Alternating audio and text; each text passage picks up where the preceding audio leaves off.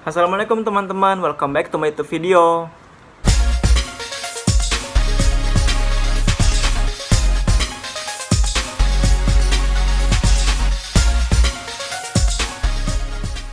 Nah, pada video kali ini saya ditugaskan untuk membuat sebuah video tentang pendekatan naratif dan proses konseling menggunakan pendekatan naratif ini.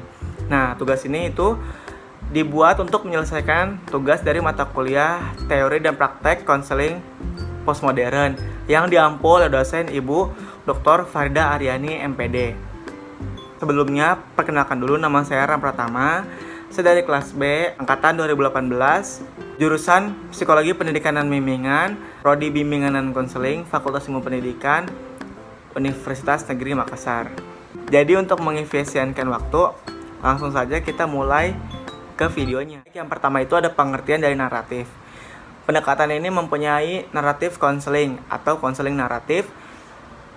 Nah, konseling naratif ini mempunyai pandangan konstruksionis, sosial, naratif, postmodern yang menyoroti bagaimana kekuatan pengetahuan dalam keluarga dan kebenaran serta sosial lainnya.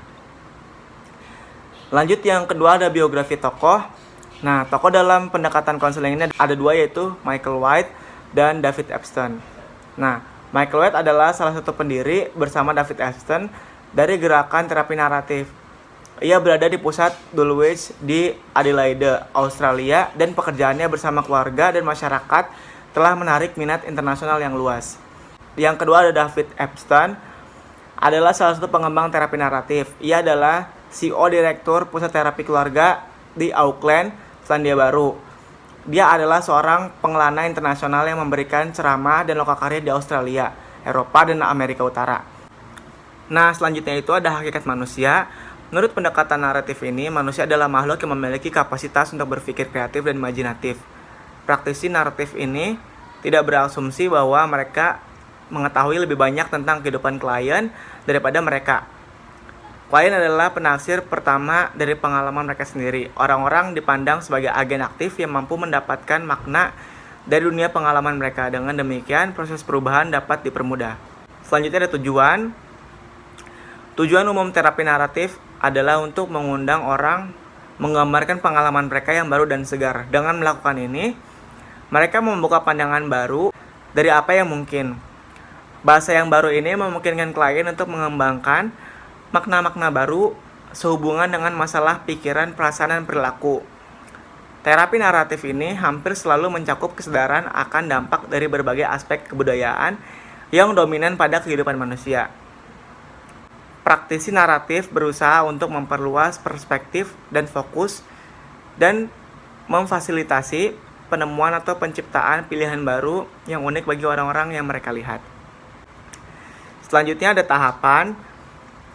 Ini adalah gambaran singkat mengenai langkah-langkah dalam proses terapi narasi menggambarkan struktur pendekatan narasi. Yang pertama itu ada kolaborasi dengan konseli untuk datang dengan nama yang dapat diterima bersama untuk masalah tersebut. Yang kedua itu melambungkan masalah dan menghubungkan pada keinginan yang menekan dan strategi untuk masalah tersebut. Yang ketiga, menyelidiki bagaimana masalah telah mengganggu, mendominasi, atau mengecilkan hati atau mengecewakan konseli. Nah, yang keempat itu, mintalah bantuan konseli untuk melihat ceritanya dari perspektif yang berbeda dengan menawarkan makna alternatif dari peristiwa yang dialaminya. Yang kelima, temukan saat-saat ketika konseli tidak didominasi atau berkecil hati oleh masalah yang mencari pengecualian untuk masalah ini. Yang keenam, menemukan bukti historis untuk mendukung pandangan baru dari konseli sebagai orang yang cukup kompeten untuk menantang, mengalahkan, atau keluar dari dominasi atau tekanan masalah. Nah, pada tahap ini tuh, identitas orang tersebut dan kehidupan cita mulai mendapatkan ditulis ulang. Yang ketujuh, meminta konseli untuk berspekulasi mengenai masa depan, bagaimana yang bisa diharapkan dari kekuatan dan kompetensi seseorang, sehingga konseli menjadi terbebas dari cita-cita masalah yang menjenuhkan dari masa lalu, dan ia dapat membayangkan dan merencanakan untuk masa depan yang kurang bermasalah. Yang ke-8, menemukan atau menciptakan audiens untuk memahami dan mendukung cerita baru. Selanjutnya ada teknik. Nah, pada Penerapan efektif terapi naratif lebih bergantung pada sikap atau perspektif terapis daripada teknik. Dalam praktek teknik naratif, tidak ada resep, tidak ada penetapan agenda, tidak ada formula yang dapat diikuti terapis untuk menetapkan hasil yang positif. Tetapi ada beberapa yang bisa digunakan oleh terapi naratif. Yang pertama itu pertanyaan-pertanyaan dan lebih. Pertanyaan terapis mungkin nampak tertanam dalam percakapan yang unik, bagian dari sebuah dialog tentang dialog sebelumnya, sebuah peristiwa penemuan yang unik, atau proses eksplorasi budaya, dominan, dan keharusan. Apapun tujuannya, pertanyaan yang sering merupakan lingkaran atau relasional, dan mereka berusaha untuk memberdayakan klien dalam cara-cara baru. Yang kedua itu pencarian hasil yang unik. Dalam pendekatan naratif, pertanyaan eksternalisasi adalah pertanyaan yang diikuti dengan hasil yang unik. Terapis berbicara kepada klien tentang saat-saat pilihan atau kesuksesan mengenai masalah. Apakah ini dilakukan dengan memilih untuk perhatian setiap pengalaman yang terpisah dari cita masalah, terlepas bagaimana hal itu mungkin tampak tidak penting bagi klien. Yang ketiga ada cerita alternatif dan reauthoring. Membangun cerita baru berlangsung sejalan dengan dekonstruksi. Terapis naratif terbuka untuk mendengarkan cita-cita baru yang dapat terus-menerus dan secara aktif menulis kembali kehidupan mereka. Dan terapi naratif mengundang klien ke penulis tonier alternatif melalui hasil unik atau sesuatu yang tidak diprediksi oleh masalah-masalah cita jenuh. Assalamualaikum Pak. Waalaikumsalam nak, silakan masuk. Hai, apa kabar? Halo Pak, baik sih Pak, tapi saya hanya stres sedikit saja. Nah, terlihat dari wajah kamu sepertinya ada yang beda nih. Ada apa ya kalau Bapak boleh tahu? Bagaimana ya Pak, saya tuh di kelas sering marah-marah karena teman-teman saya. Tapi saya kan marah karena ulah teman-teman saya, bukan ulah saya sendiri. Emangnya ada masalah apa sih kamu sama teman-teman kamu kalau Bapak boleh tahu? Saya di kelas tuh suka marah-marah dan perilaku saya udah nggak bisa dikontrol lagi karena teman-teman saya tidak mau mengerjakan tugas Pak. Apakah kamu melukai anggota tubuh kamu ketika kamu bertindak atau marah-marah di kelas? Ya paling hanya memar saja sih Pak karena memukul meja di kelas. Jadi akhir-akhir ini kamu merasa stres karena teman-teman kamu yang mengandalkan kamu untuk mengerjakan tugas-tugas kelompok, begitu? Lebih tepatnya dimanfaatin sih Pak, bukan diandalkan oleh teman-teman saya. Saya kesal Pak. Jadi kamu merasa dimanfaatkan oleh teman-teman satu kelompok kamu? Nah iya Pak. Oke, kalau begitu, sebelumnya mengapa kamu merasa dimanfaatkan kayak gitu? Jadi kemarin tuh ada tugas bahasa Indonesia Pak, membuat drama gitu. Nah teman-teman saya tuh tahu kalau saya tuh suka nulis kan. Nah maka dari itu teman-teman saya manfaatin saya untuk mengerjakan tugas kelompok bahasa Indonesia itu, untuk membuat drama dan dialog dramanya Pak. Jadi kamu ngerasa dimanfaatin nih sama teman-teman kamu? Iya Pak, seperti itu. Kamu ada pulpen nggak? Ada nih Pak. Nih. Tuan saya bawa. Sebelumnya di sini ada kertas kosong. Berhubung kamu hobi menulis, maka kita menggunakan kertas ini untuk media konseling. Dan nanti Bapak juga bantu akan berikan arahan untuk kamu menuliskannya. Iya Pak.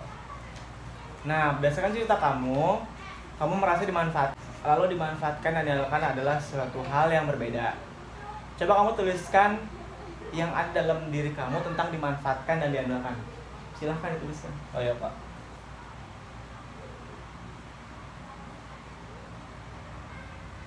Sudah Pak. Nah baik, jangan kasih ke Bapak. Oh, iya. Coba kamu bacakan tulisan kamu itu.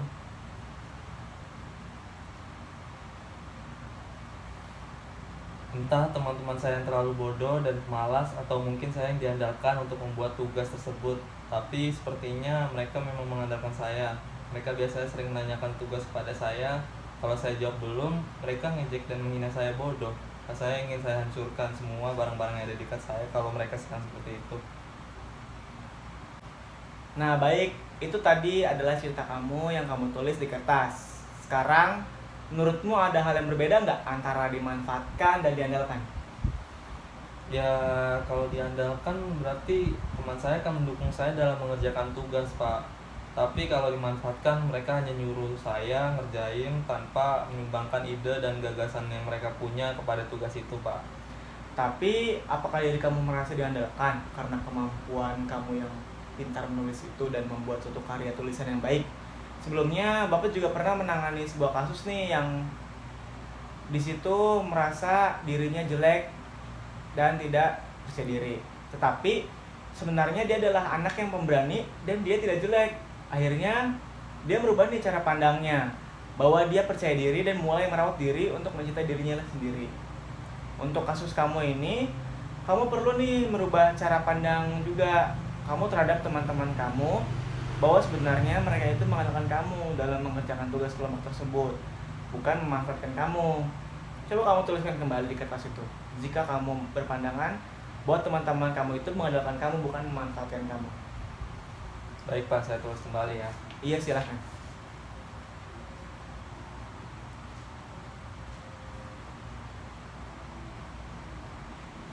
Sudah nih Pak.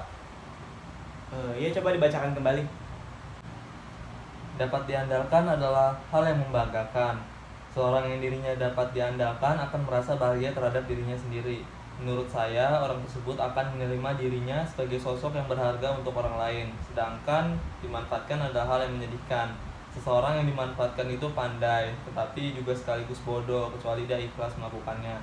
Tetapi saya sih tidak ikhlas melakukannya, dan kalau saya tahu kalau saya dimanfaatkan, saya akan marah besar terhadap orang-orang yang telah memanfaatkan saya itu. Nah, itu adalah pendapat kamu mengenai diandalkan dan dimanfaatkan. Jadi, ada hal yang positif ketika kamu memandang diri kamu itu sebagai orang yang diandalkan, bukan dimanfaatkan. Coba kamu uraikan kembali dalam kertas tersebut, apa yang akan kamu lakukan jika kamu berpandangan bahwa kamu itu diandalkan. Silakan. Ya Pak, saya tulis lagi ya Pak. Iya.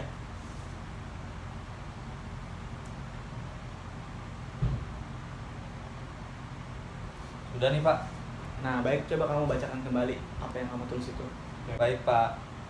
Mungkin jika saya berpikir bahwa semua yang dilakukan oleh teman-teman saya kepada saya itu adalah mereka mengandalkan saya, bukan memanfaatkan saya, dan itu adalah bagian dari diri saya yang paling membanggakan, mungkin saya akan bahagia. Saya ikhlas mengerjakan tugas membuat drama tersebut, meskipun seharusnya dilakukan secara berkelompok karena itu adalah tugas kelompok.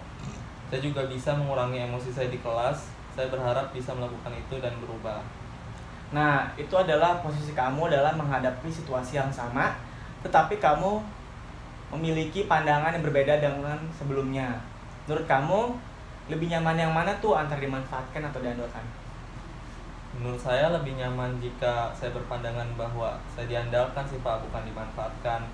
Dan mungkin jika saya berpandangan bahwa saya diandalkan, saya akan lebih semangat dalam mengerjakan tugasnya Pak. Nah, jadi kamu harus berpandangan positif ya terhadap teman-teman kamu. Untuk selanjutnya, kamu meminta bantuan dari teman dekat kamu untuk mengingatkan kamu dan meluruskan pemikiran kamu bahwa kamu itu diandalkan, bukan dimanfaatkan. Iya Pak. Lalu, apakah ada yang ingin kamu tanyakan lagi kepada Bapak? Tidak ada sih Pak sepertinya. Berarti intinya saya harus merubah pandangan saya dari dimanfaatkan menjadi diandalkan ya Pak? Iya dong, kamu harus memiliki pandangan positif terhadap teman-teman kamu, bahwa kamu itu berpotensi dan kamu itu diandalkan untuk membuat tugas itu. Oke, baik Pak. Lalu, apa yang kamu rasakan sekarang setelah kamu menuangkan semua permasalahan kamu dalam sebuah tulisan itu? Saya lebih lega Pak, lebih nyaman, perasaan saya sudah tidak ada yang mengganjal lagi dalam benak saya. Bagus, ternyata benar ya kalau kamu itu sangat pintar menulis dan pintar merangkai kata-kata. Iya Pak, terima kasih Pak. Baiklah, apa ada yang ingin kamu tanyakan kembali? Saya rasa nggak ada lagi Pak. Baik, kalau begitu kita akhiri saja ya proses konseling kita pada hari ini. Baik Pak, terima kasih banyak ya Pak. Iya, sama-sama. Izin pamit Pak. Iya. Nah, sekian video yang bisa saya sampaikan. Kurang lebihnya mohon maaf. Wassalamualaikum warahmatullahi wabarakatuh.